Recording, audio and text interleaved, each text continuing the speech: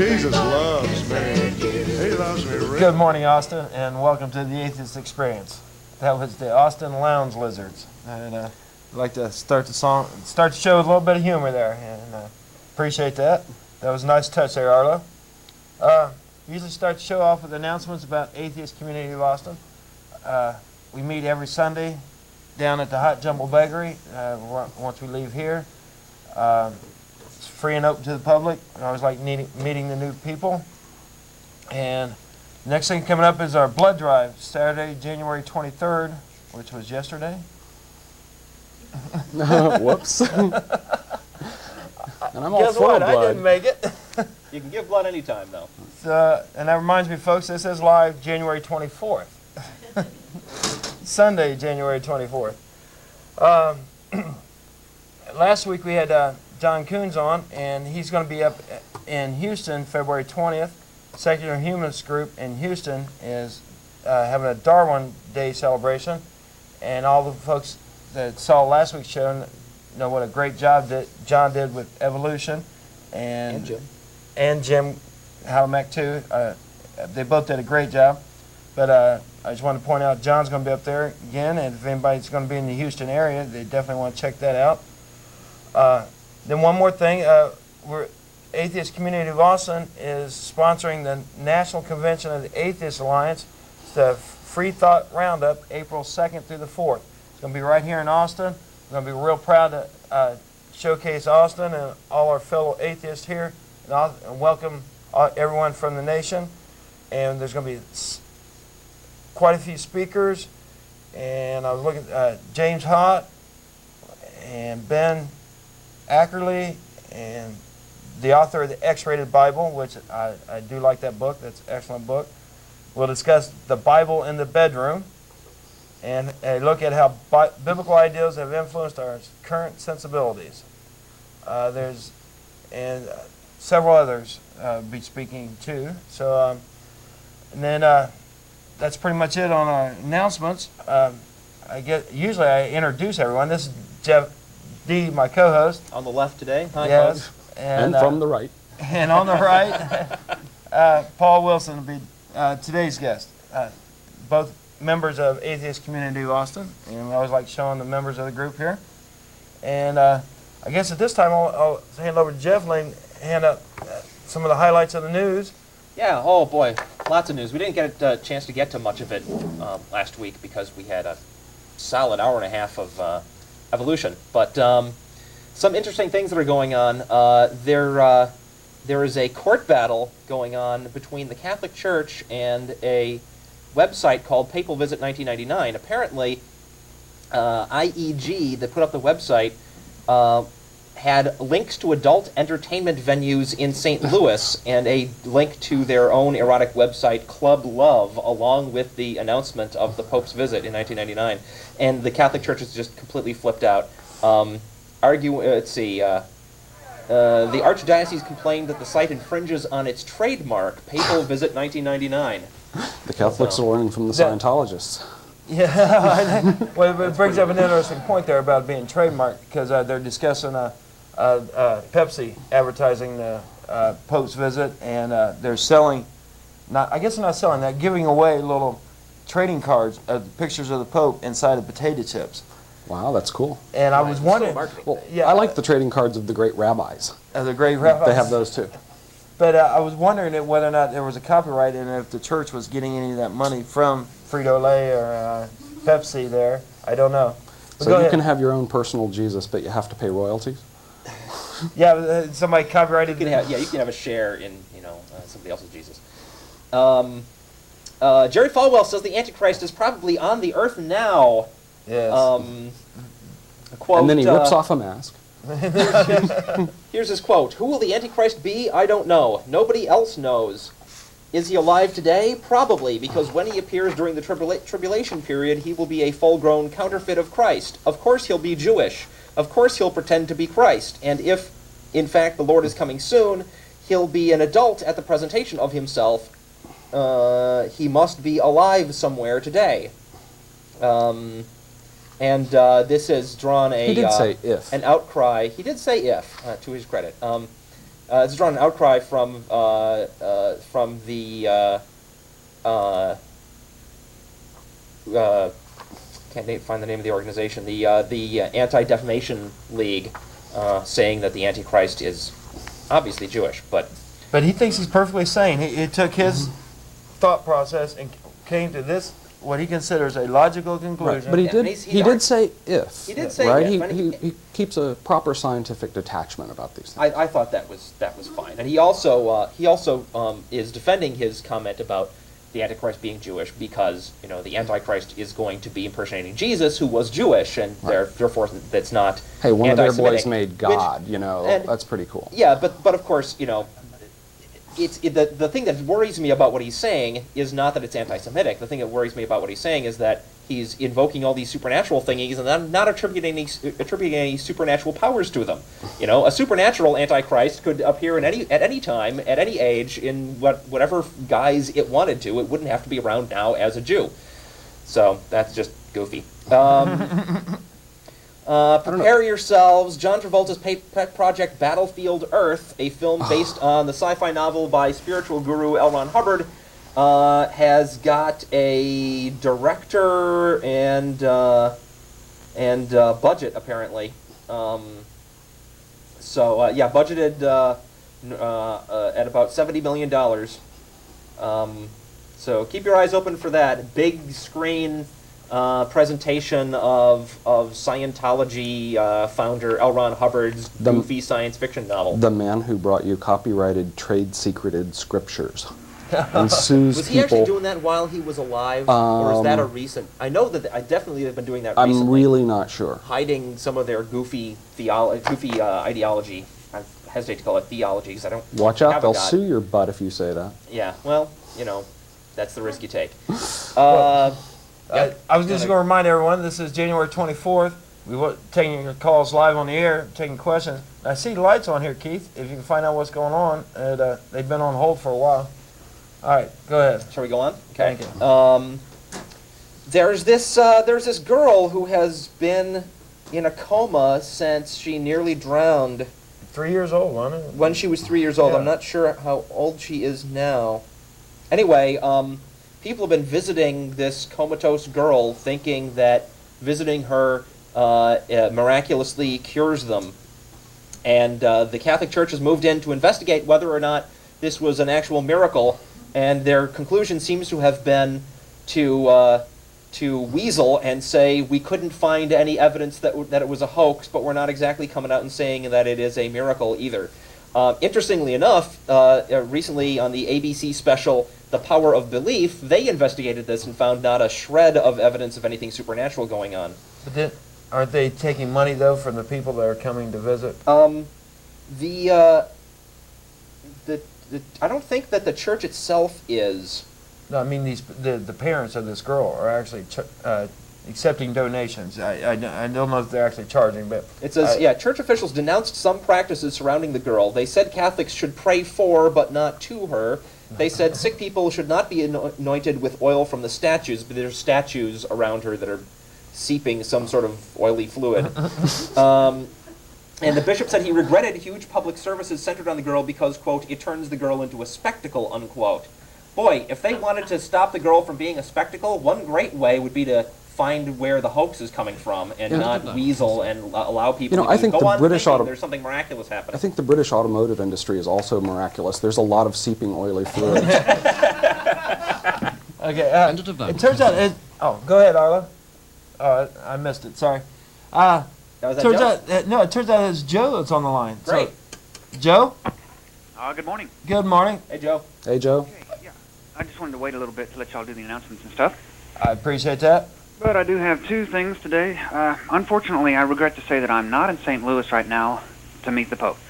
We're just too Not busy. being in St. Louis doesn't sound like such a bad thing. Well, I'd like to be there, but yeah, we're... Isn't he in Mexico right now anyway? What's that? Isn't he in Mexico right now anyway? Well, he's going to be coming on Monday to... Yeah, that's what I was going to say. He's in Mexico right now. Okay, go ahead. Sorry. Yeah, we're just too busy up here right now, so I won't be able to give you a report from St. Louis, but I do have a report from AA News. All right. About the visit to St. Louis. There are some big costs that cannot be measured at this time, to do with this visit. Along with the official tab, which taxpayers will be picking up, there is an associated but less publicized cost from the shutdown businesses will suffer as the Pontiff's Roadshow travels around St. Louis. Businesses worry about disruptions from the papal visit, noted a Post-Dispatch newspaper earlier this month. It quoted one entrepreneur who stands to lose $2,000 or more if his garage is shut down by police and other government agencies. A police department spokesperson attempted to put a spin on the aspect of the papal visit cryptically, saying, "It's frustrating and challenging, but it's also an opportunity for St. Louis to be showcased around the globe," unquote. Businesses in and around the different venues for papal events will be closing. In one building alone, 60 businesses will be shutting down for the 2 days, according to the office manager. And he says business owners agreed that there were some costs involved in their preparations, but none had exact figures, unquote. Some have criticized what they described as a blanket of secrecy in the planning process. In early January, a Secret Service or special agent from the Secret Service in St. Louis noted that figures were not available for the cost of the agency's operations either. The local IRS offices will be shutting down, surely an inconvenience with the tax season getting underway, as will the library system. Apparently the public libraries in St. Louis will be shutting down all across the city for the Pope's visit. How poetic. Yes. And, there's all kinds of costs, and they really don't want to talk about it. Anyway, there's more. I have one other thing here. Up here in New York, from the Associated Press, 2 fortune tellers were arrested in a scam recently. Maybe they should have known trouble was coming, but Sonia Cruz and Esty Lee were arrested Wednesday last week and charged with bilking clients out of thousands of dollars in a fortune-telling scam. The arrests were part of Operation Crystal Ball, an ongoing crackdown on fortune tellers who advise customers they've been cursed but can be freed of evil spirits through more visits and fees, said the police. Investigators said Cruz, also known as Signora Rita, had a fortune-telling show on the radio and placed ads in a newspaper to attract customers. A sign outside her home in the borough of Queens, New York, said that she was a psychic reader. She welcomed customers to her $3,000 a month apartment on Manhattan's Upper East Side. In some cases, the women charged customers more than $1,000 to take away a supposed curse or heal problems, such as a drunken husband. They never were relieved of any of the problems, said the police, though.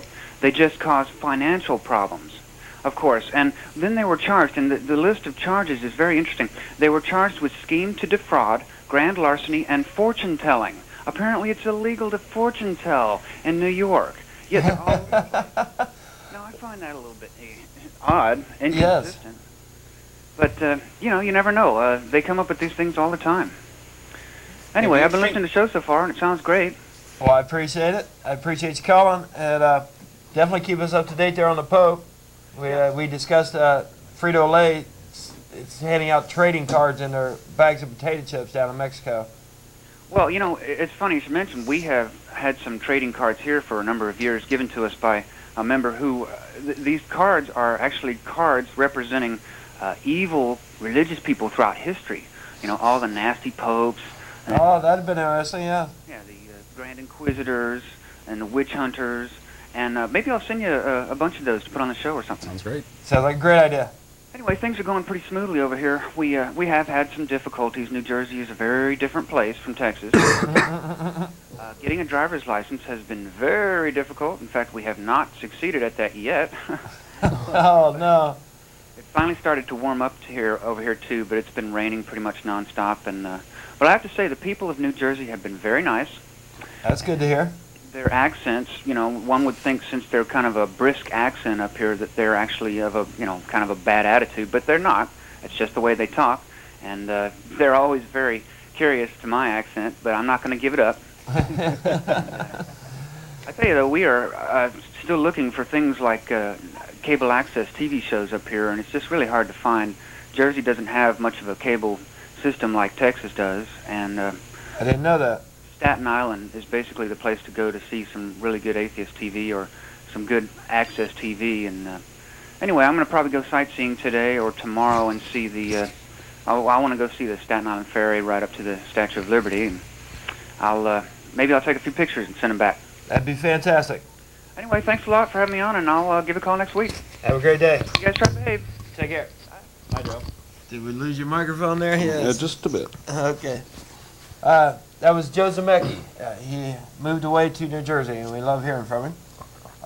So I see you got more news articles, but Paul's brought several things. So, well, I'm interested in talking about basically whatever the callers want to talk about. Why don't you introduce yourself and let people know what you do? I'm a professor of computer science at UT. I've done research in cognition, which is things like thinking. I mostly do programming languages and operating systems, which is not terribly relevant to this show. I've also done some amateur Bible study, so if people call in and say, you haven't read your Bible, I can say, yes, I have. So I'd be interested in talking about any kind of topics that are interesting, about philosophy, politics, science. So I think we should impeach God. That should get some callers. I'm interested in morality and where does it come from, which is a fun topic because everybody has it pretty much, and most people think most people should have it, but what is it? Where did you get it? So if people want to call up and cite chapter and verse, I can reply in kind, and we can talk about, is the Bible a good book? Is it a bad book? Is it an evil book? Is the God of the Bible a good guy? Is he one guy? Things like that. So it's up to you, callers. And just remind everyone, this is January 24th, the Sunday before Super Bowl. Yes, and so I wonder how many viewers we'll get next week with Super Bowl Sunday coming up next week. And we want to remind people, normally the 5th Sunday of the month is a rerun, but in this case we're going to be live. So don't forget to watch, unless for some other reason you're not watching it. Yeah, we'll be done. We'll be done before all the pregame. I think the pregame started like 24 hours before the game, or what. But I can keep doing news until we get calls. I could toss out topics. There you go. So a couple of statements that the callers could agree or disagree with. One is, without God, life is everything. Life is everything. Yes. Another is, the God of the Old Testament is a vengeful, genocidal maniac.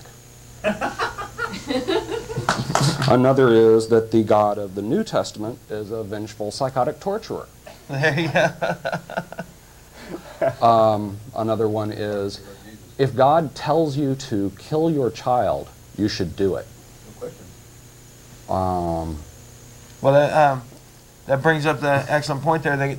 Are they just passing that law now where, for religious reasons, darn it, now it was right on the tip of my brain and now I forgot what exactly it was. I'm sorry. Let me think on that again. I let you go. You brought up something on my that I just heard this week. Work with it. We'll get back to you. Something they're letting people do for religious reasons now. Right. Yeah. It's normally illegal. Yes. And I'm trying to remember exactly how they worded it. I think they're considering letting them refuse medical attention to their children if they wish to use prayer instead. Yeah. That's one really? Thing. Yeah. It's no longer to be considered child abuse? This is a political in certain question. states, they can do that, I think. This is a political question. If an unborn child has a right to life, so some people would claim that a fetus or even a zygote, which I wouldn't necessarily call a child, has a right to life. Children have rights. On the other hand, very many of the same people basically claim, my kids are my property and I can do anything I want with them. I can indoctrinate them any way I want. I can deny them medical care, things like that. Are these views consistent? Yeah, and excellent point. Interesting. And they're the same people that would actually say the reason they're against abortion or whatever, that every life is precious. And then I'd like every to point, sperm is sacred. Yeah, so yes. And it's... How fortunate I am to reflect on a spiritually centered childhood. Thank you, Marlo. Yes. I was interested when the whole cloning thing happened. How far back are they going to start saying that there's life? Sperm is life, that you can't just spill your seed anywhere. It says in the Bible. But now that it turns out that just about any mature cell can theoretically be used as the start of a new life through cloning, now every cell in your body is. I mean, can you cut your hair anymore? I'm curious what happens. Basically, if you says in the Bible that you should not waste your semen and spill it on the ground. Yeah. What? Oh, sorry. Yes, Arlo? May I give a quote from Carl Sagan? Sure. He said something like, "The life does not begin in the womb; it began 4 billion years ago, and it just merely continues." Excellent quote. Excellent quote. So, given that we have modern biological technology, we can take all those sperms and all those eggs and put them together and make lives. Are we under a moral obligation now that we have the technology to not waste sperm like Onan did? Right. Which is a really interesting story to begin with, because Onan was the brother of this guy who died. Now, did Onan marry the ex-wife, the widow? I don't recall if the story says that, but the point is, God was pissed off not because Onan spilt his seed, but because Onan refused to impregnate his brother's wife. Which was a law then. Back in those days, basically, there was this thing that, it was because of the social structure that the Jews had at that time, that a woman whose husband, for example, died in battle or something, she didn't have a means of support. So her brother was obligated to marry her so that she and her family would have means of support. And there's a whole lot of stuff in the Bible like that that's actually very civilized given how barbaric the people were. And the Bible is a very interesting book because there's a lot of things about ancient culture that when you view them in context, they do make sense relative to other things that don't make sense at all. But like they're coming when life was hard then, an average lifespan was like 30 some odd years or so, and when you look at it from that point of view, then it starts making a little bit more sense. But to carry that 2,000 years to present day, when we have 6 billion people worldwide, and you have to realize that Jewish culture evolved from a bunch of truly barbaric tribal nomads who had. One of the reasons why Jewish culture is interesting is that it survived very much because they have defined an in-group. They have a lot of rules that say what makes you a Jew and what doesn't, and what makes our culture special. Now, most of the cultures that were around at that time, a lot of people think they died out, right? And that there was something special about Jewish culture that evolved into Judeo-Christian culture, the much vaunted Judeo-Christian tradition. All right. But most of those cultures died out because they were assimilated together, right? It's not that the cultures died out, it's that they made their contribution to the whole, right? Now, I actually think Jewish culture is very interesting and has a lot of virtues, but I think it's overrated how much people say the other cultures died out and Christianity won, and so history is written by the victors and the Judeo-Christian tradition is this really great thing. But a very large part of what we call the Judeo-Christian tradition is really the Hellenic tradition, that about 500 years before Christ, the world was ruled by the Greeks and then the Romans, and the main virtues of those cultures, a lot of which survive into our culture, were pagan. And one of the nice things about pagan cultures is that they tend to be very tolerant, that everybody has their own God and it's all very nice. Okay, so when you visit somebody, you bow down to their God, just like you'd say, bow down to their father and say, I respect you. And so you would show respect for other people's cultures. And this was one of the things that caused problems for Jewish culture when they were basically conquered by a series of empires. And these imperial people, like, for example, the Romans, but several empires before that, they'd say, okay, play nice, we're civilized modern people, right? We all pay tribute to each other's gods so that nobody gets angry at each other and we don't have stupid, unnecessary wars. And the Jews were always in conflict with their conquerors because they say, we don't respect nobody else's God. And those cultures generally considered the Jews to be barbarians for that, and I think they were basically right, that paganism is actually generally more civilized, even if it's actually equally silly. You got a call? Yes, let's try it here. Bill? Good morning. How you guys doing? Fantastic. Great, Bill. Good topic the gentleman on the left was just talking about. Indeed, until, what was it, the 1100s or so, if you equate the Christian world, it would be much closer to barbarianism than it would be to civilization, with the Moors and another group of Arabs being the scions of culture and civility and courts and laws and so on. Yeah, if you trace the history of and who is in control at that time, yeah, it's an interesting path to follow there. And also, you know, I called with something else, but sure. Excuse me, you bring up an interesting thought, and that's that each generation, or within a couple of generations, those committed to religiosity view the process as immutable, as standard, as set in concrete. Where if you look at through history, even in the quote golden age of the kings of Israel, it was always fluid and extremely dynamic. And even in the Old Testament times, rules, situations, procedures, customs, whatever, were fluid and changed. Yet today we're constantly barraged that it's got to stay, this is the way, and so on. Religion is often a very civilizing thing. So, for example, if you look at Islam, Muhammad actually laid down a lot of rules that are now considered barbaric about how you treat women, but they were actually progress for that time. Right. So what happens with religion is often that, you know, people come up with civilizing rules, right, and then they make them part of the religion instead of, say, putting them in a constitution or something crazy like that. And and then those rules, a few hundred years later, are holding these cultures back enormously, right, because somebody said, God said that, and he wouldn't change his mind. Like not being able to buy Coca-Cola on Sunday? Right. Right. Yeah, once the rules have made their way into the religion, then they have the authority of supernatural power behind them, and you can't get newer, more advanced rules, right, and have those sift into your religion very quickly. Right. Religions evolve fairly slowly and often end up being very inconsistent mishmashes. So to cite chapter and verse, which is one of my favorite things to do, Matthew 19:12 talks about eunuchs which have made themselves eunuchs for the kingdom of God's sake. So Any callers out there have an opinion on whether this is a good idea? This is New Testament? That's New Testament. But let's go back a little bit and say to Deuteronomy. Now, Deuteronomy is a really interesting book.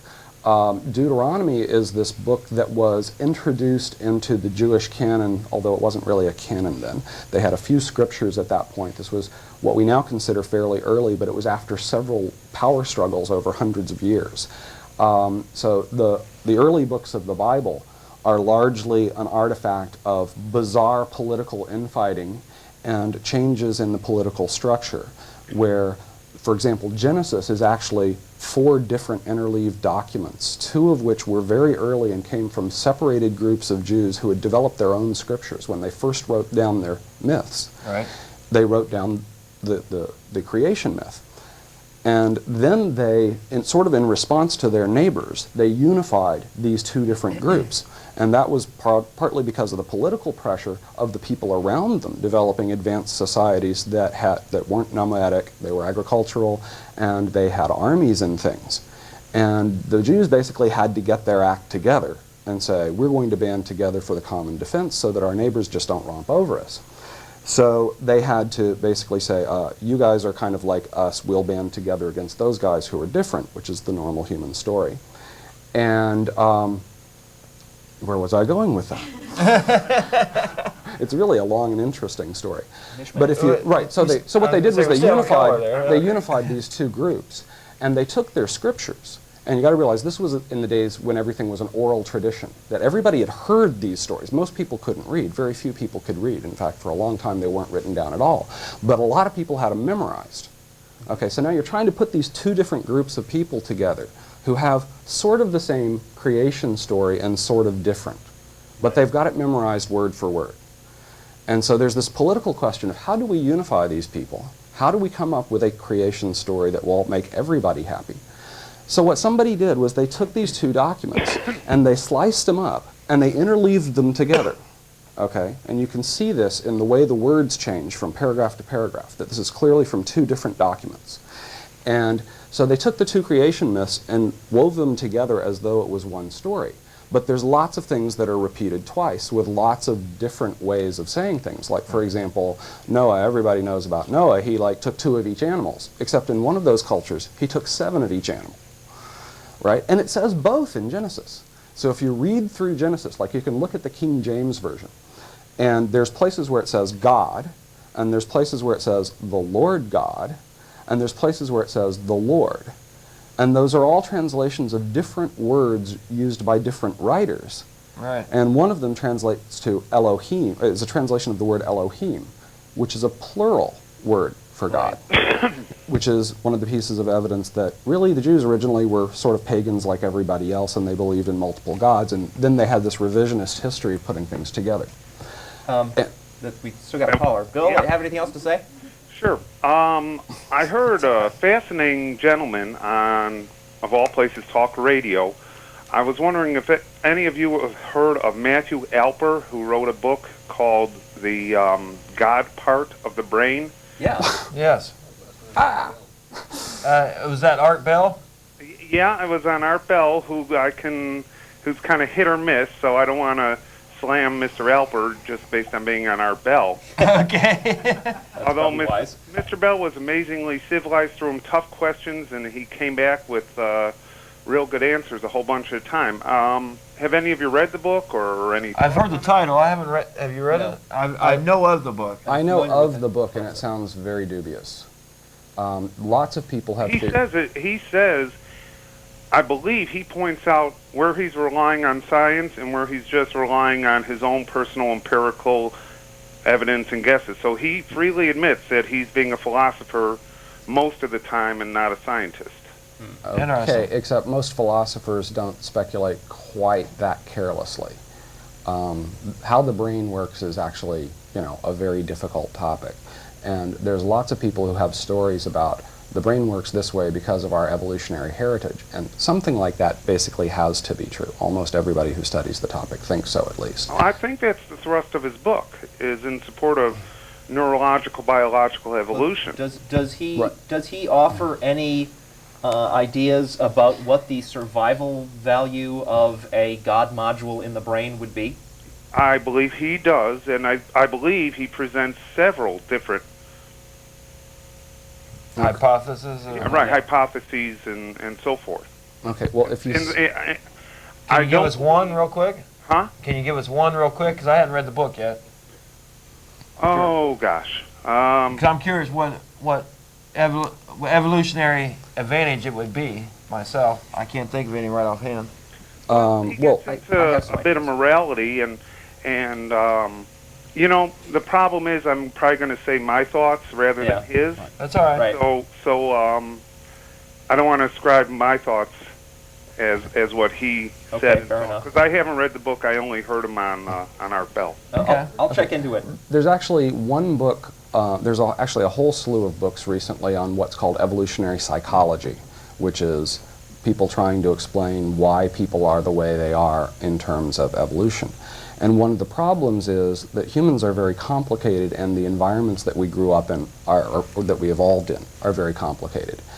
And there's lots of different ways to explain lots of different things. Right, and we've only been scientifically or modern scientifically examining the brain for, a century? I mean, some other forms of science, classical physics and so on, have been around for at least for a few centuries. Right, and if you look at the state of biology... relatively new stuff. Right. That I think a lot of it has to remain personal theory or philosophical theory, and we got a long ways to go before it becomes scientific. There's actually one recent excellent book on that topic called Unto Others by Elliot Sober and Robert Sloan Wilson, and it's talking about the evolution of cooperative behavior. We are social animals, and how did we get that way, and what does it mean about the kinds of the ways we will think and the ways we can think. And one of the things that it turns out to mean is social animals are really complicated, and depending on their environment, they can develop into very altruistic individuals, which a lot of people have had very simplistic theories about evolution, where they claim, because of evolution, we're all fundamentally selfish. But there's a lot of reason to think that that's not right, that because of evolution and because of the way societies evolve and people evolve to be members of society, that we're all naturally altruistic, at least under some circumstances. So that depending on how you're raised, evolution will favor being an altruist sometimes and being selfish sometimes, or depending on the social structure, you'll be an opportunist and be selfish all the time. Right, and of course, which all ignores the those tough things like occasional catastrophes that just skew all the logic out of the quote natural selection process and so on. Right. All right. Would you like one more bit of information? I heard from your friend Rowan just the other day.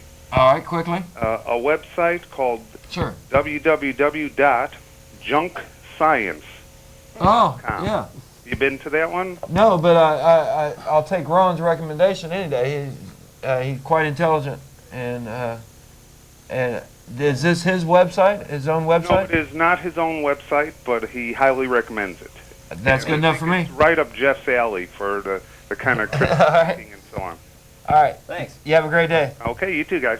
May I express Sure. my idea that I always figured the possibility for a God module in the brain would be evolved from just the fact that human beings socially and all our tribes in the past have had to submit to some sort of belief to be accepted. Yeah, I think there's two really basic things that I don't believe in a God module. So one of the big kinds of controversies there are in studying the brain and how people think is which things do you have special purpose stuff in your brain for that, you know, let you think certain kinds of thoughts. Like, for example, there's a fair amount of evidence that we have face recognition stuff in our brains, that we have lots of our brain is devoted to visual perception, you know, how we can see. And it has to be, because seeing is actually amazingly hard when you really understand it. Like, you try and build a robot sometime, it's really hard. And we seem to have parts of our brain that are sort of specialized for language as well. But just face recognition is one of the fundamental things humans do, because it's very important that we be able to communicate with each other. And we've evolved to have an incredible number of muscles in our faces, and to communicate using those muscles. And if you look at some kinds of animals, all their faces look pretty much the same. But if you look at chimps, they have faces like people do. Chimps look different because they use face recognition as a way of telling who's who. And this is why we have big noses and small noses and big lips and thin lips and stuff like that. It's so we can tell each other apart. So you can say, oh, that's my mommy, and not follow the wrong person, because we don't, our sense of smell isn't nearly as good as most animals, and most animals would just go, that's my mom. I don't know why you got a close-up of me on that shot. Compare faces here. Yeah, we're doing face we're recognition. comparing faces. Okay, Right. Turn around. There's a big close-up of me there. And actually, this is why Barney is such a horribly boring show. Oh, because you can't tell nothing. Because they found out that little tiny kids are a lot worse at telling faces apart. And so they structure the show around kids' cognitive limitations. And so they'll only have like 4 different kids on the show instead of 8 like on Sesame Street. They have a cast of 8, but they rotate because they're waiting for those kids to develop that face recognition module better. Well, let's try another caller here. Howard? Yeah, how you doing this morning? Fantastic. Hey, Howard. Yeah, I watch, I listen to Art Bell sometimes when he has some serious talkers on there, and one guy was Spike Tyson. Yeah. Well, yeah, we've met Spike. Yeah, and I was trying to find out the information. He said one time on there, he said that Nazareth was founded or built, or whatever you want to call it, in 282 AD. Is there? Correct.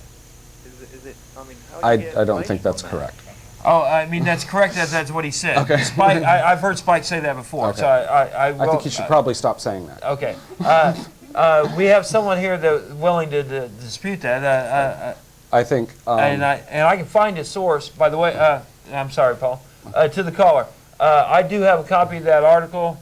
It's in American Atheist, and if you call our voicemail, we'll try to get you a copy of that source or something. But no, Paul's going to dispute that point. There's a whole lot of books about Jesus and his times, his life and times and things like that, and how he grew up and things like that, most of which are just people making stuff up and writing it down. And there's a fair amount of bad scholarship on both sides, that people who are sort of trying to debunk Jesus are people who are trying to show he really was God. But in the last 50 years or so, there's been a lot of fairly responsible scholarship where people go and they actually look at the archaeological evidence and all this kind of stuff. And Nazareth really was there. I mean, no question about it. That would just be a pretty strikingly weird thing that the guys who are fairly responsible would point out, and they don't. So, you know, I'm saying this sort of as an academic, having read some literature, and that the guys I trust on this. Okay, and the literature I've read, and particularly the article they're talking about, shows convincing arguments about Nazareth not being around at that time. Saying, and there's historians from that time that are mentioning a town that's just 30 miles away and never mentioned Nazareth at all. The books that I've read on this topic don't say that, and I would be amazed if that were true. I will definitely find that. There's a couple of good books. And we got some reference material right here, caller. I thought he was getting ready to pull up. I'm sorry. So there's a book, Who Wrote the New Testament? Do we have that handy, actually? And we actually have a copy of the book here. Fantastic. And there's John Dominic Crossan's book. The short one that's kind of fun to read is Jesus, a revolutionary biography that talks about Jesus as a philosopher and things like that. So Burton Mack's book, Who Wrote the New Burton Mack's book, Who Wrote the New Testament? Okay. And that's one of the good ones.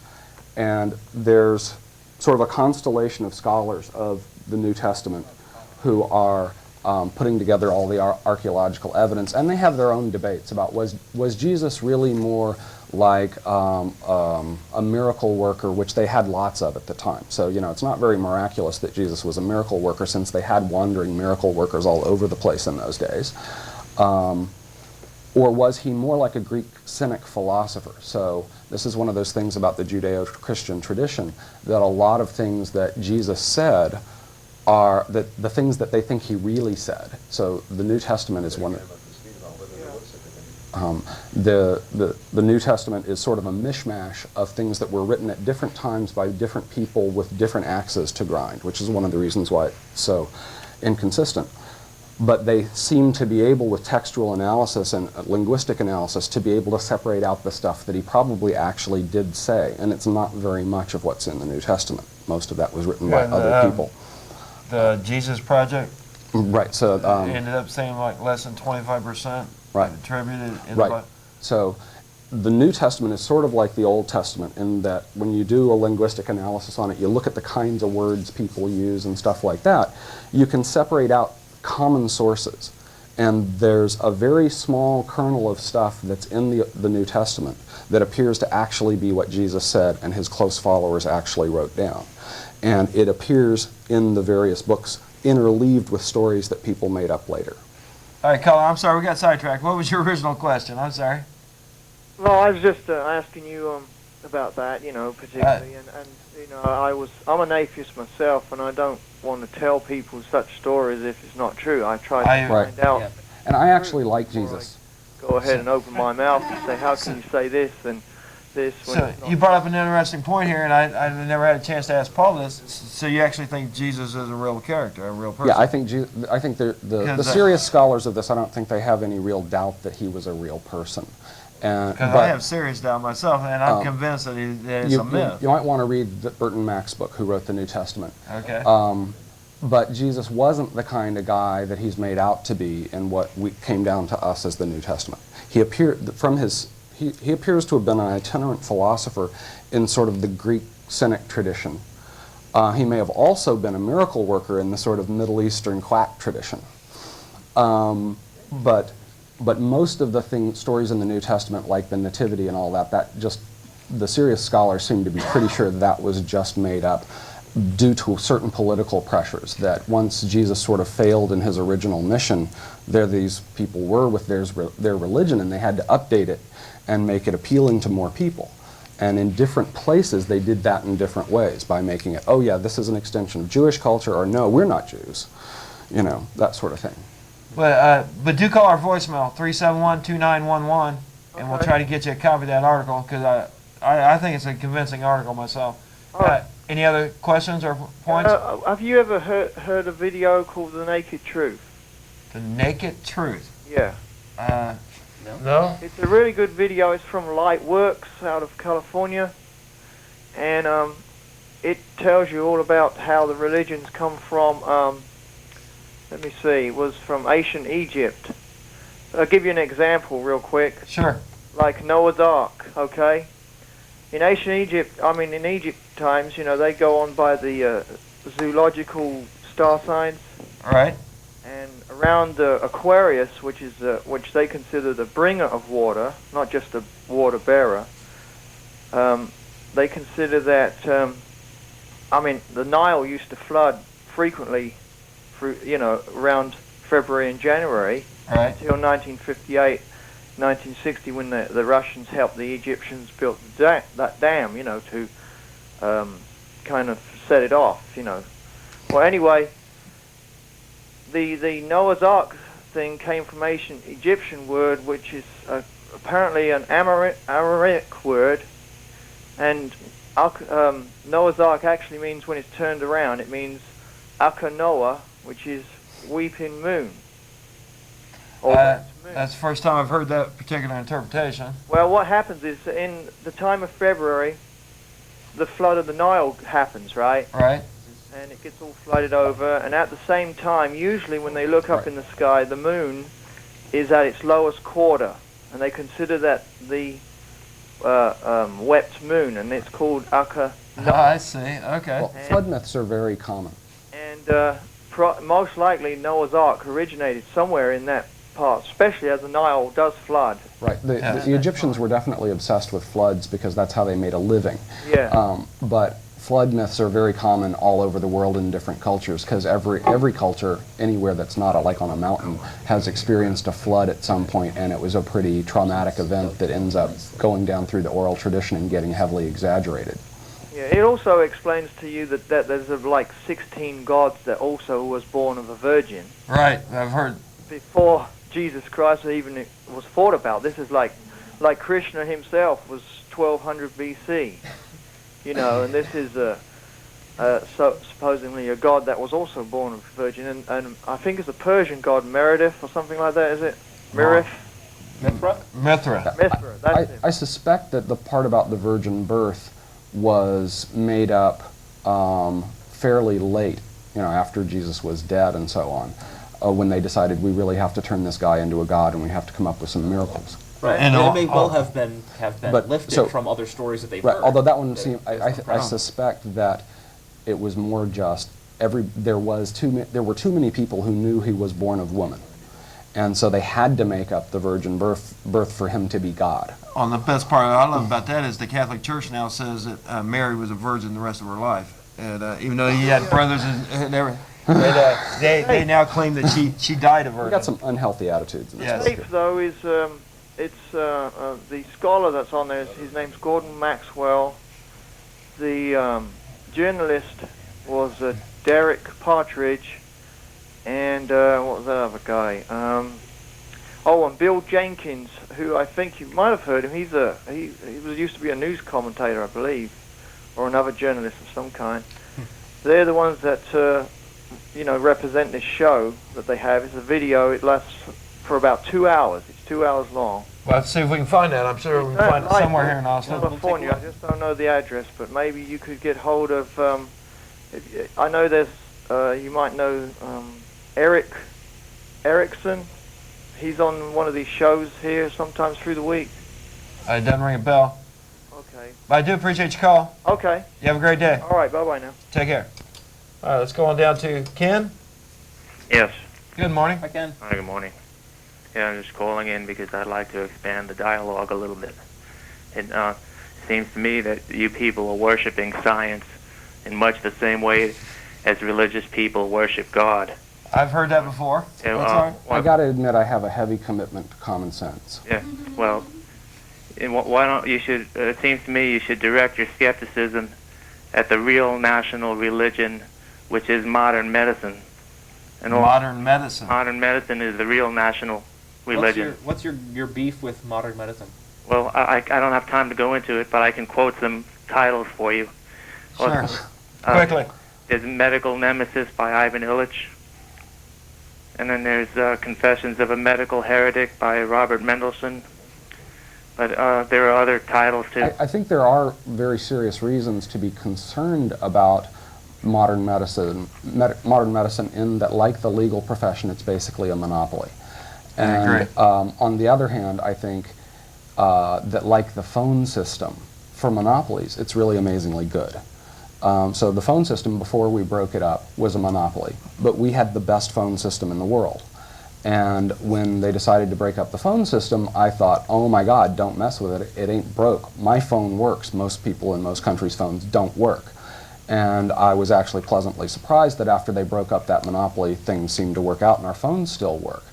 The medical profession is also a monopoly, and I would be very leery of breaking it up or severely regulating it, because I think it actually works amazingly well the way it is, given Well, that's your belief. You know, that sounds like a religious belief to me. No, it's an utterly pragmatic belief. It's like we might be able to break up the medical profession, it would work as well as the broken up phone system, and that would be great. I don't have a preconception about how it's going to turn out.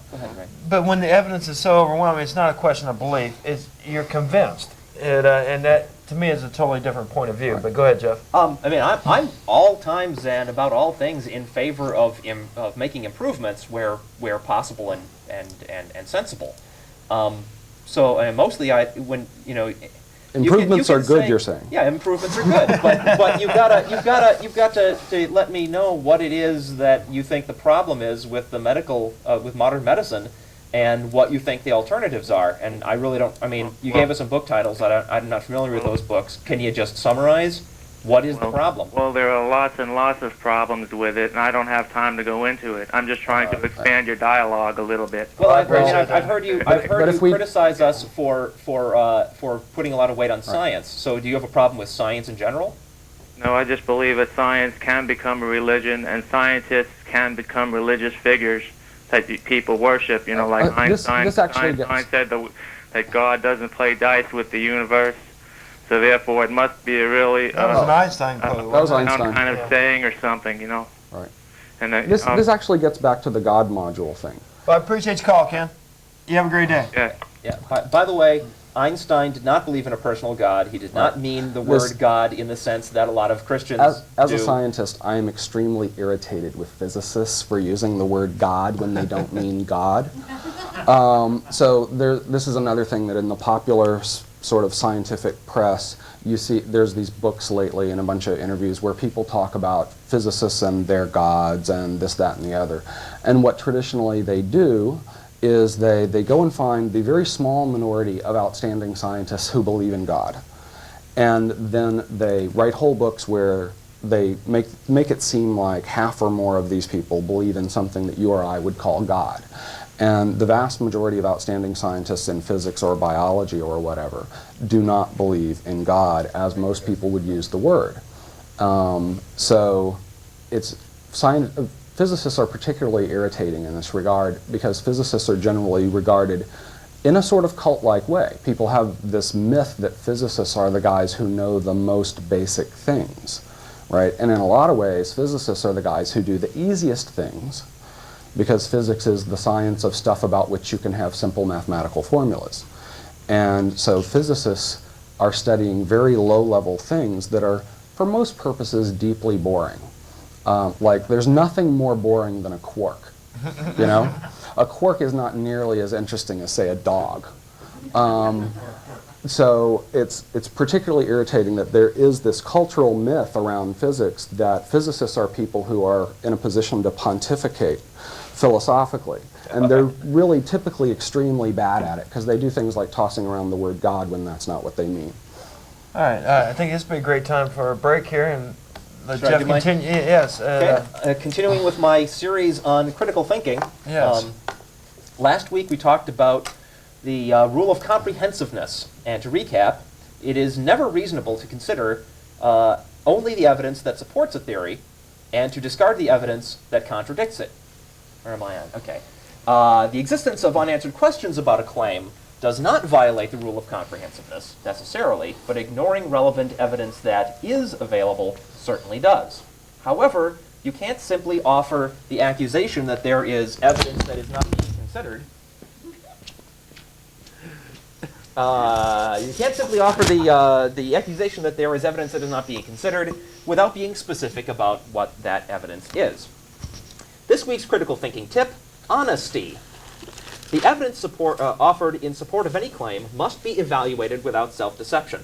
And I'd like to comment on an earlier caller who mentioned that he was asking about the claim that some city had not been founded until a certain time, and wanted to find out if that claim was true or not. And that's exactly the right attitude.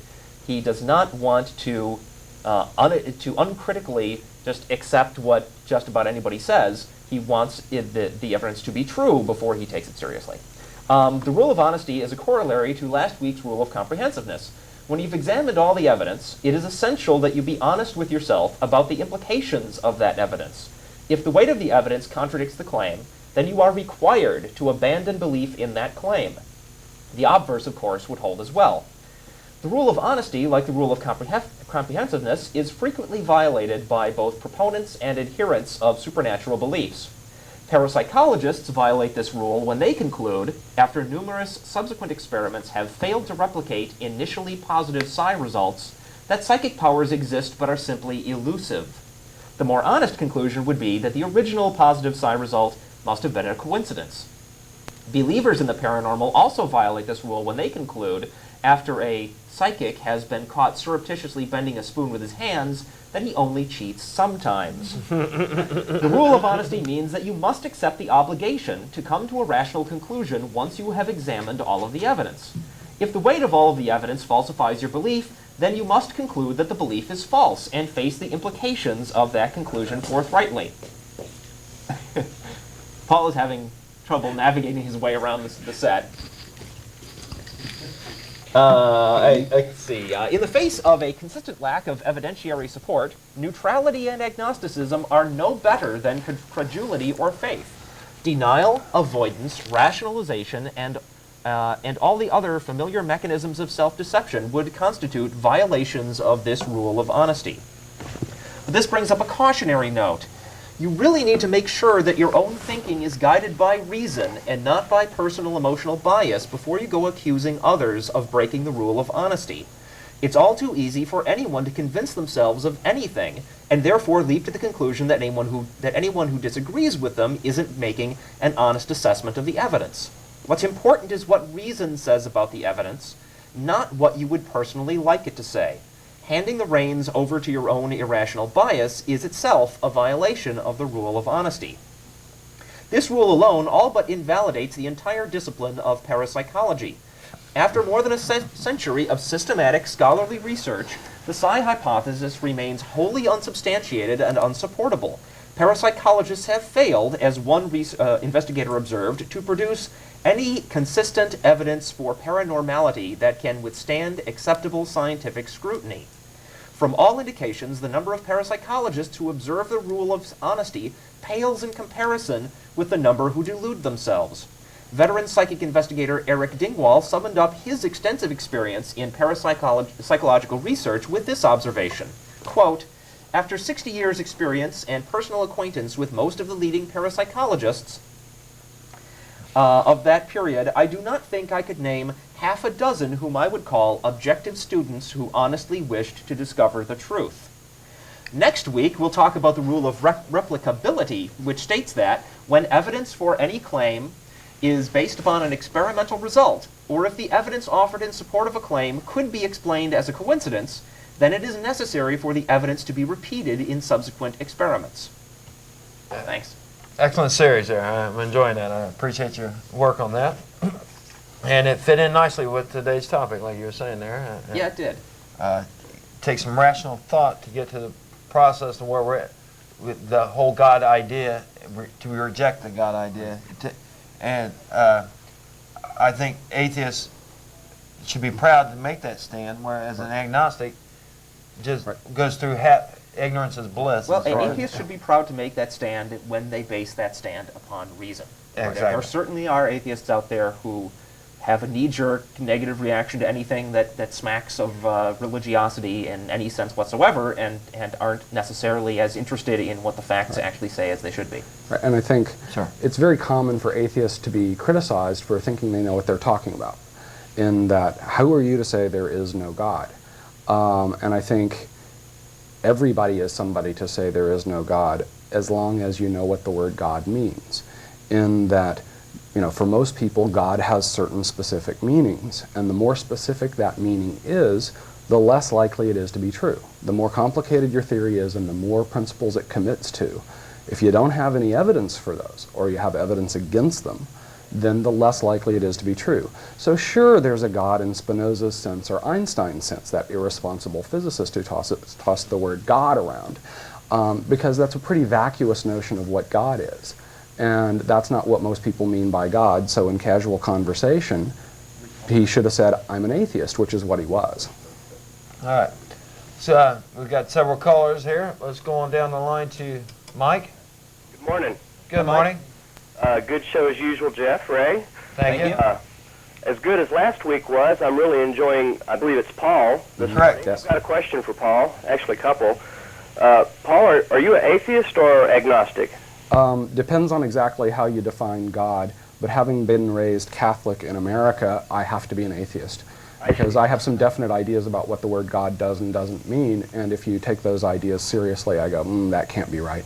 Well, the reason I ask is because I was really struck by something that you said earlier, that I've always felt like an oddball atheist, because I do in fact believe that Jesus was a man, but only a man. Right. I think he was actually a pretty cool guy for his time. I'm sorry, say again? I suspect he was actually a pretty cool guy for his time. Well, yeah, probably much like David Koresh.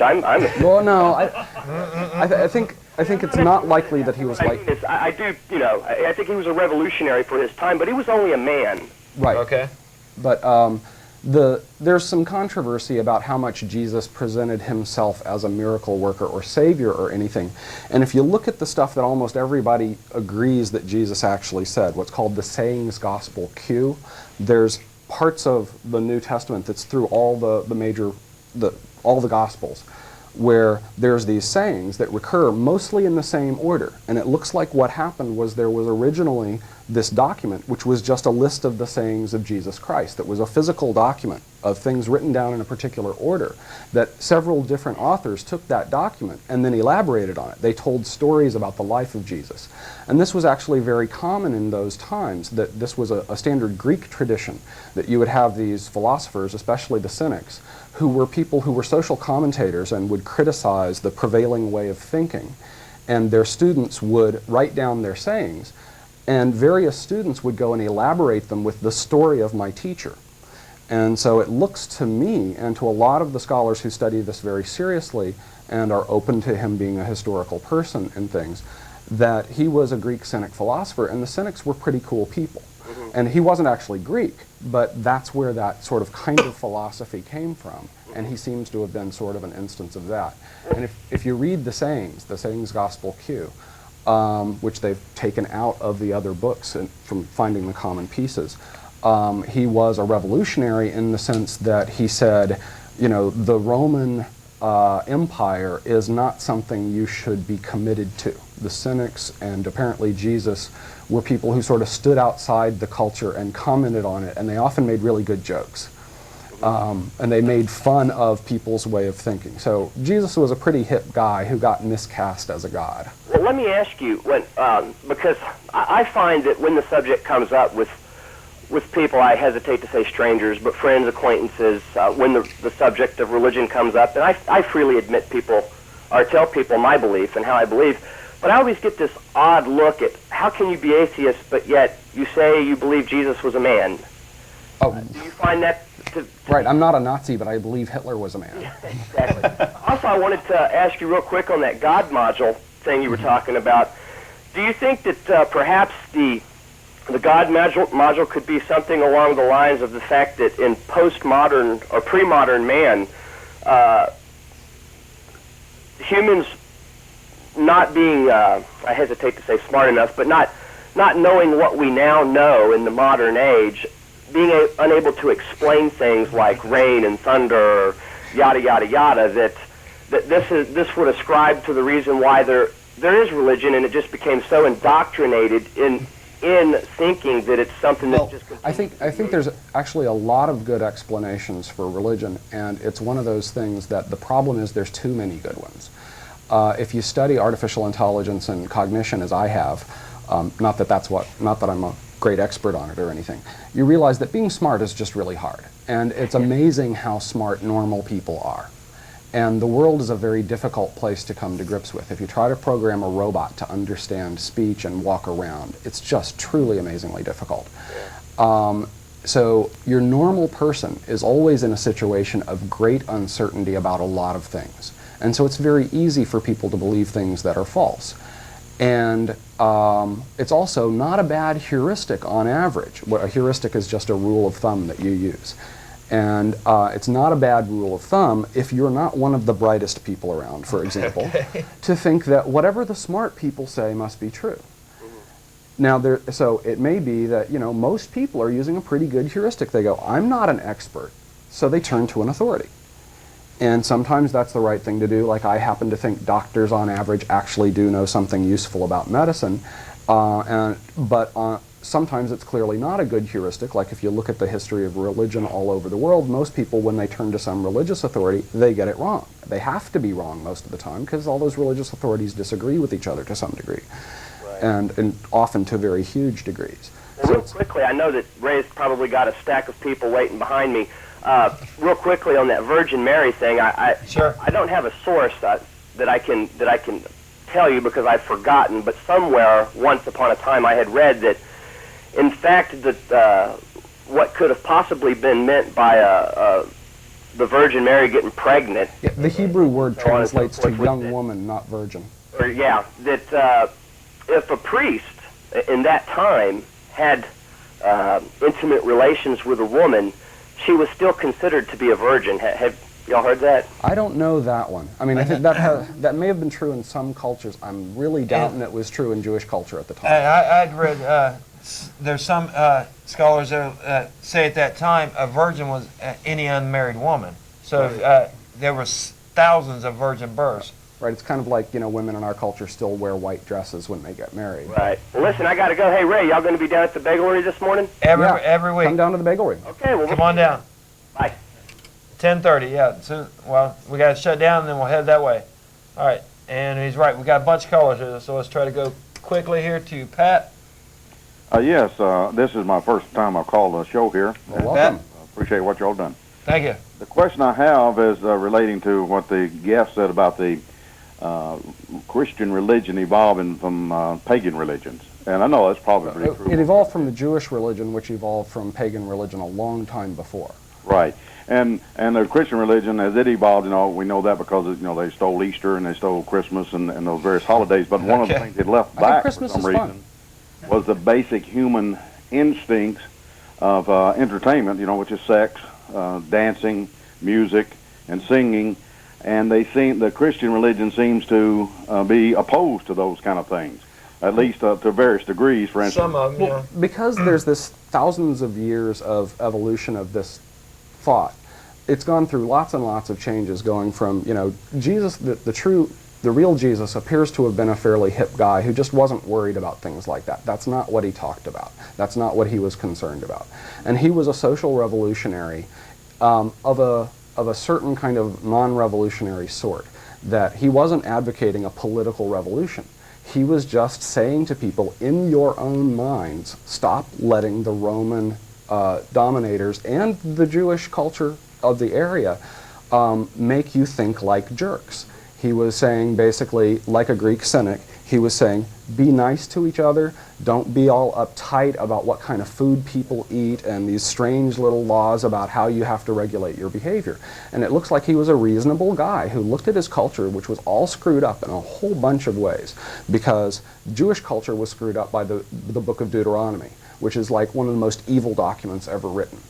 And then their culture was also dominated by outside political influences and the rule of money.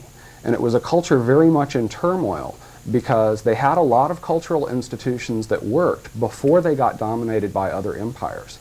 But they had lots of problems with having two sets of rulers over them with conflicting ideologies, both of which really sort of stank. I actually liked the Romans better than the Jews, but Jesus seems to have been, like some of the Greek Cynics and other Roman philosophers that came from them, he seemed to be a guy who says, this is all a bunch of nonsense, don't let it get to you.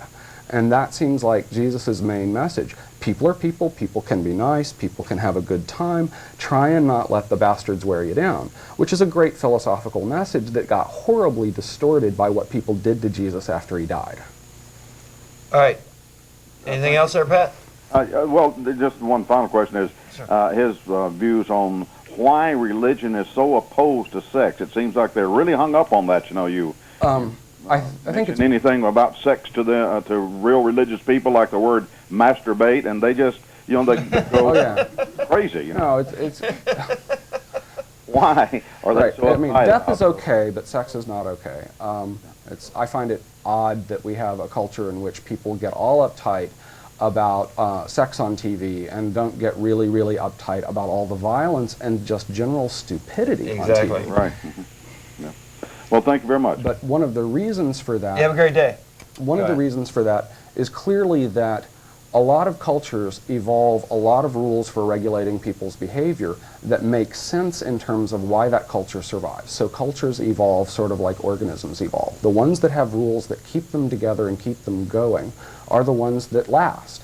And the ones that don't have rules that do that fall apart. And a lot of the strictures about sex are largely a way of manufacturing consent, a way of making sure that people are responsible. So in a culture where you don't have technology like birth control, you have this problem of whose child is this? Women typically have not had much political power or clout, and you don't want men who can very easily impregnate women compared to how easily a woman can bring a child to term and have the baby. That this is a very expensive proposition for women. So a lot of the rules about sex are very much there to protect the women and their unborn children. And because societies collapse if nobody takes responsibility for their offspring. And given a society that's basically male-dominated, then you're going to have rules that say, hey guys, don't be such jerks, take care of your kids, which is a very good rule. And even in societies that aren't male-dominated, you're still going to have the same kind of problem. You don't want just one parent doing it, because it skews the whole situation. And so a lot of those rules make some sense, but in modern terms, we have to rethink what they're really for and what we want the rules to be. All right. All right, let's go on down to Keith. Hi, I'm an agnostic, and I'm a little bothered by your attitude towards and portrayal of agnosticism. What agnostics are wimps. Just kidding. Fundamentally is not an uncertainty. It's a belief that a proposition, specifically supernatural propositions, cannot necessarily be proven or disproven. If you look it up in the dictionary, that's the definition of agnostic it'll give you. Right, and I'm not taking a hard line on this. I'm just saying that depending on how specific your notion of God is, I think there is or isn't evidence. If you have a very vague notion of what might count as a God, then sure, maybe there's a God. Like if God is the sum total of all the forces of the universe, which is pretty much all Einstein and Spinoza meant, then sure, but why not just call that the sum total of all the forces in the universe? And if you make a specific claim about what God is beyond that, it's probably wrong. Well, no, I don't see that follows at all, because most of the claims involve omnipotence. And an omnipotent being could fool us with whatever evidence he wants. Yeah, could, but what are the chances? Here's my take on this that, This is a Keith. conspiracy theory of where the universe came from. Keith, here's my take on that. I mean, it is the easiest thing in the world to propose a claim that cannot be proven or disproven, right? It's the easiest thing in the universe. Is anybody obligated to take such claims seriously? And my answer is no. The default position when a claim can neither be proven or disproven is to just ignore it. and it's certainly not to adopt a belief in the accuracy of that claim. And that's all I'm doing. As an atheist, if somebody presents me with a claim that simply cannot be proven or disproven, I say, well, I don't believe that. Why should I? Well, why should you? You're not just ignoring it. You're explicitly disbelieving it. No, we're coming to a conclusion based on that. I think he has an interesting point. Okay, because agnosticism is clearly the right attitude about which things you really have no evidence. It's like, I don't know. Why would you take a stance on something you have no reason to take a stance on and no justification for that stance? So certainly, I'm extremely sympathetic to agnosticism in certain terms. But when we're talking about a fairly specific concept of God, and the more specific it is, the less likely it is, given the evidence, then being agnostic about whether you can know about that, I think, is wrong. Because, for example, what are the chances? There could be no gods. There could be one God. There could be 3 gods. There could be 7 gods. What are the chances that there is one God? And what are the chances that that God is interestingly called God? Well, I think that the answer to the question of what are the chances is, who knows? Right, but clearly we have a whole bunch of theories about how the universe could have come to be the way it is and so on. And the idea that there is one God is only one of many theories. So to take an agnostic view and say, well, there's a 50-50 chance. Well, no, there's not a 50-50 chance. An agnostic view is not saying there's a 50-50 chance. It's simply saying that the claim cannot be proven or disproven. Right, and I'm sympathetic to that. I mean, I could call myself an agnostic and will. Sure, I'm an agnostic on some quite reasonable interpretation of the word agnostic. But in this culture, right, God has a certain meaning. The word means what it means. And given those meanings, I think it's really darned unlikely that there is a God, so that makes me an atheist. Yeah, I have no problem with that. I'm not arguing against atheism. Right. Okay. Let me. So no, and I'm not arguing against agnosticism if we agree on our terms. That was the impression that I was getting. Okay. Well, can I say something I think will help clarify things? There is atheism is commonly defined in many dictionaries as the assertion that God does not exist, and that's a problem for most self-professed atheists because they realize that you cannot reasonably assert that nothing that you could possibly call God, right, that no definition of God could possibly be true, right? If I define this is God, well, now God exists. I have just defined him into existence. Right. So most self-professed atheists do not assert God's non-existence. They simply say, that is a thing I do not believe in. There was a book I read called Atheism, the Case Against God by Smith. I forget the first name. It's in our library. He addressed this question and compared atheism and agnosticism. And his take on it was that, well, you can have agnostic atheists and you can have agnostic theists, because agnosticism is a reference to the knowability of a claim, right, and not right, a reference to belief or non-belief. And when you make that distinction, then it becomes clear. And whether or not you take the position of agnosticism about something depends on whether it is a worthwhile subject to continue to take seriously, even though it cannot yet be resolved one way or the other. Right. And there's a lot of difficulties of definition here. So think about Q on Star Trek, right? So suppose it turned out that Q is real, and Star Trek is the revealed truth. And suppose Q not only came from the Q continuum, but the Q continuum is where our universe came from. Q created the universe just so we could mess around with our heads. Now, I actually think that's more likely than that Jesus was God. Now, so one question is, okay, so if I'm willing to acknowledge the existence of Q as my creator, should I acknowledge him as God? Or is he just this really powerful weirdo, right? And so I don't think that's what most people mean by God. When they say God, if I say to them, you mean like Q on Star Trek? They're going to say, no, God, a real God, not like some big jerk, right? And I actually think that the big jerk hypothesis is more plausible than the Christian hypothesis. So when somebody says God in this culture, whether they think so consciously or not, almost always there's a whole bunch of baggage that slips in. That God is like a force that is conscious. God is aware of you. God cares about you.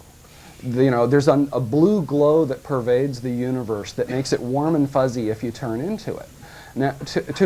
And I happen not to believe that any of those things are true, and I think there's a lot of good evidence that they're not true. So anytime somebody uses the word God without an incredible number of qualifications, I'm thinking, you got some meaning slipping in there that you really, really want, and no, I don't think that exists. So I'm an atheist. Okay. Thanks for calling. Thanks, though. Yeah, Thanks very much. Good call. You have a great week. All right, let's go on down to Russell. Good morning. Good morning. Excellent show. You guys are talking about epistemology, and that's a good thing. There's been a lot of talk about Dominic Crossan and the Jesus Seminar. They kind of canonized Thomas, which makes him kind of controversial in theological circles. But I was wondering if you'd read a book. You mean the Gospel of Thomas? Yeah. Right. So, I wonder if you'd read a book called Jesus Under Fire, which is kind of the majority theological response to the Jesus Seminar results. No, that's interesting. I didn't know. No, that sounds good. Do you know who it's by? It's actually a compilation by a bunch of guys. The editors are Wilkins and Moreland, and the subtitle is Modern Scholarship Reinvents the Historical Jesus.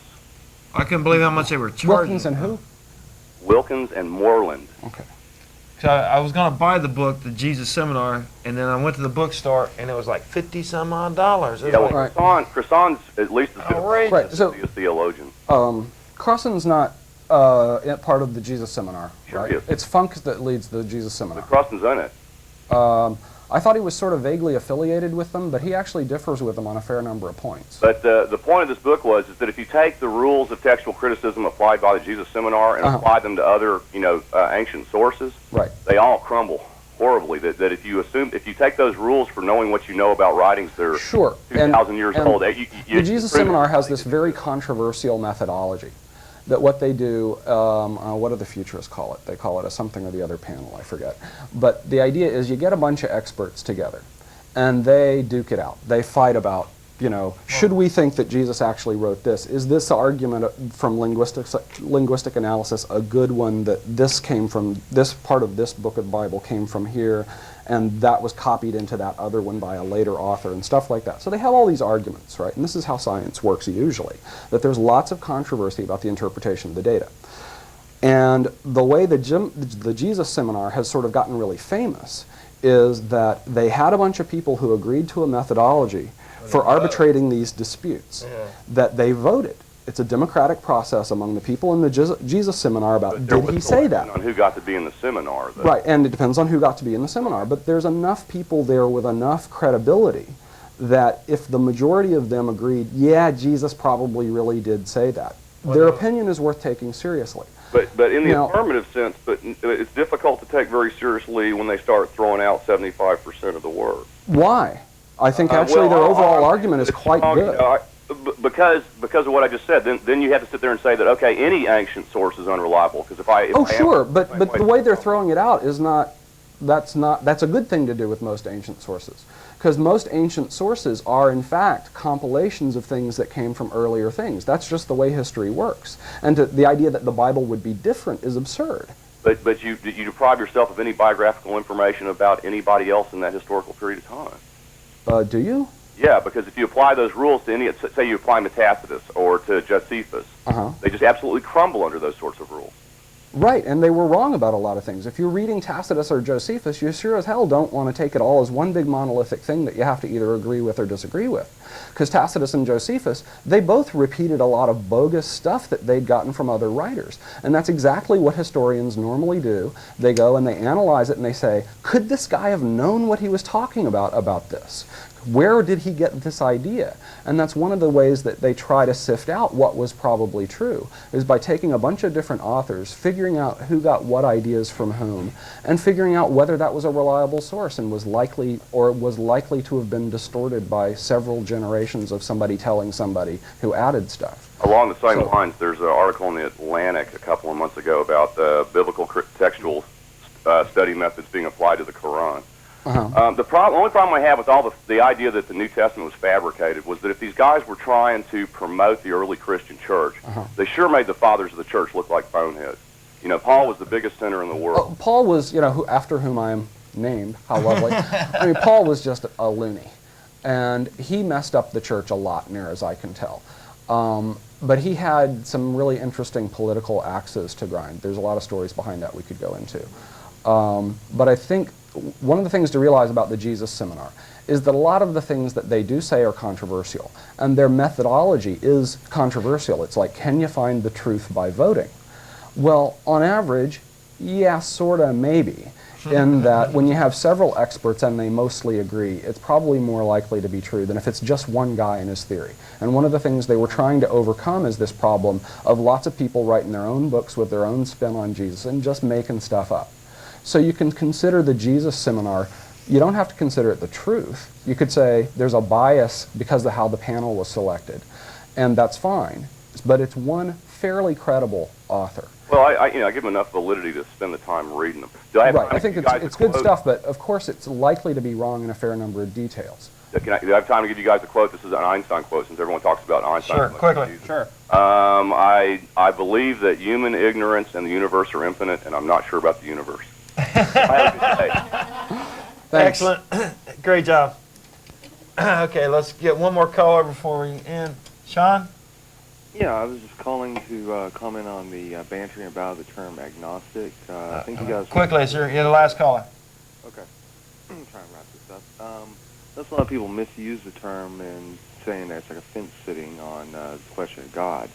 All it is agnostic comes from the Greek root of knowledge, and it's just a lack of knowledge. And I think you guys noted earlier that you can be atheist and agnostic at the same time. Yeah. I think that a lot of people miss... Right, depending on how each term is defined, I'm clearly both. Yeah. Most people tend to not differentiate between theist and atheist as it's properly done. Right, this first time I've done this.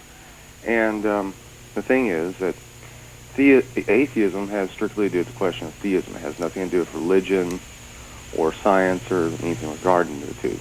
It's just a question, belief or not, or lack of belief, is how I use this term, weak atheism, meaning that I lack belief in God. However, I'm agnostic because I stay open to the possibility. And I think a lot of people who say that they're agnostic are merely just taking the easy way out without being controversial, so people don't necessarily judge them badly, since atheists have a pretty bad rep. So a lot of people, I think, are very worried about the term agnosticism because they want to be free to continue thinking about these things, and they don't want to be forced to draw a conclusion. Well, yeah, I think a lot of it's cowardice on the part of the person saying they're agnostic because they're not using the term properly. I gotta go, caller. You have a great week. Well, that's it for the Atheist Experience. It's been. I don't know what that picture is. I keep doing that. I don't, right? Separated at birth. Yes. They shot that picture up there several times there. We love you, Austin. Oh, that's Ray when he was a kid.